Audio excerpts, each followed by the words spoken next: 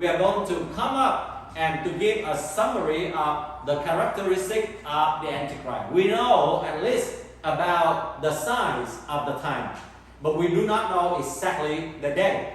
And then we know about the characteristic of the Antichrist as explained to us or described to us in the book of 2 Thessalonians that we just read, and the book of Revelation chapter 13 that we are going to read later on.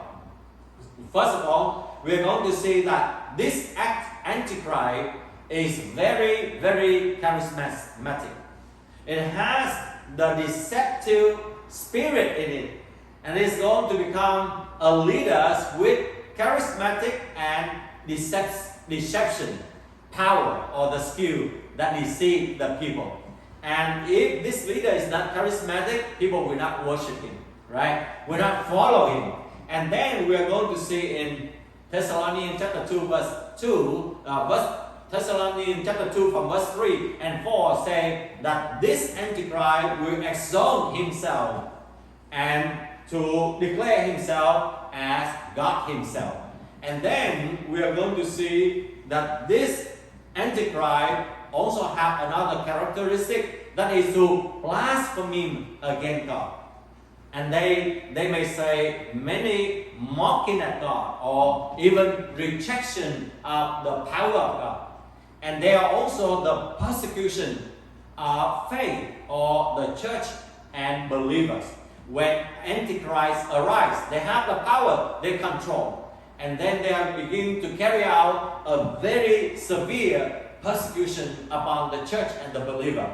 So the question is, are we really ready for that day? Right? Today we just have a little bit of persecution and then we are afraid. But on that day, the persecution will be very severe.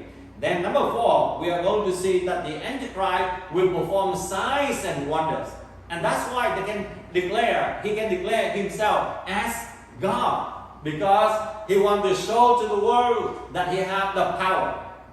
And many people would be easily deceived and believing that the Antichrist is God himself. And at the same time, the book of Revelation also tells us that this Antichrist also has the power from Satan.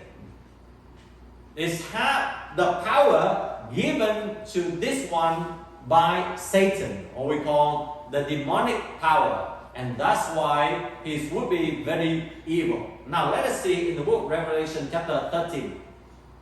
From verse 1, the Bible said, the dragon stood on the shore of the sea,